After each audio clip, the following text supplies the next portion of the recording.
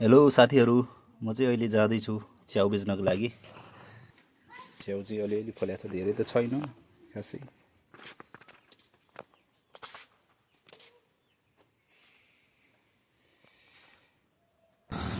बजार प्रवेश गर्दैछु।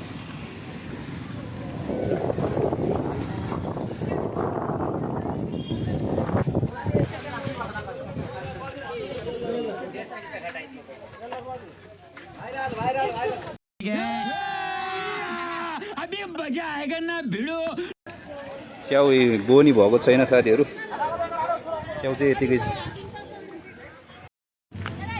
च्याउ बिक्दैछ अलिअलि गरेर। एक पोका दाइ, ल लानु नि।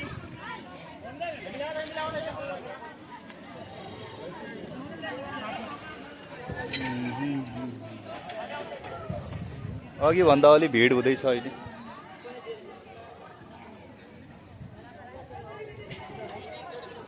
ल हस् त, एउटा लानुभयो दाइले। बिक्री क्रम जारी छ साथीहरू। च्याउ लिनु, च्याउ सस्तो, च्याउ सस्तो सस्तो, च्याउ सस्तो।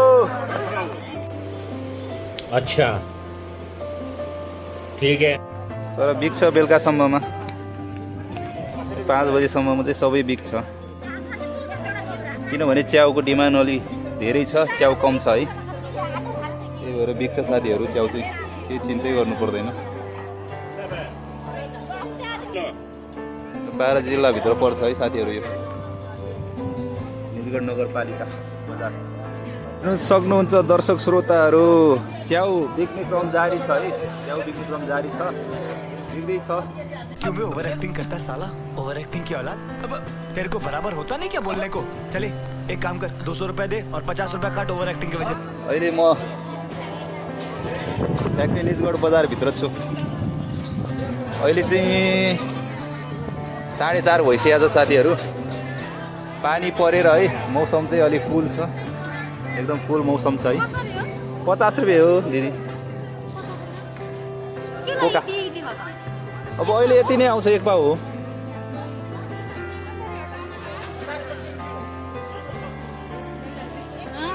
जुन लिने एउटै हो दिदी, एक पोका चाहिँ दिदीले लिनुभएको छ है। हजुर,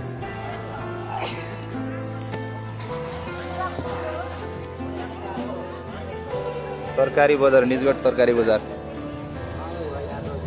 यहाँको अङ्कल अहिले हुनुहुन्न, के चाहियो भन्नु न। धनिया,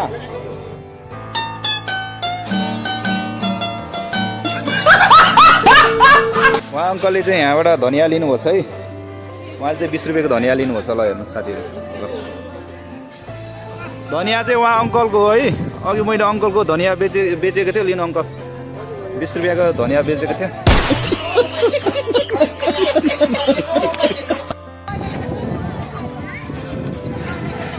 एकदम हावा चलिरहेछ, हावा पुरै हावा हुरी चलिरहेछ। पानी चाहिँ अहिले रोकिया छ। ल साथीहरू, च्याउ चाहिँ बिकिसकेको छ, मात्र एक पोका बाँकी छ है साथीहरू। च्याउ बिकिसकेको छ। अब एक पोका कसको भाग्यमा छ त्यो हेरौँ है।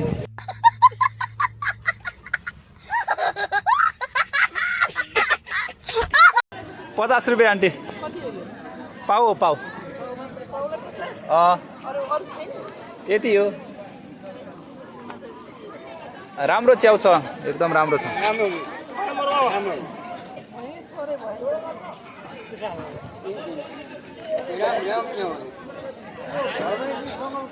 यो घरको घरको घरको घरको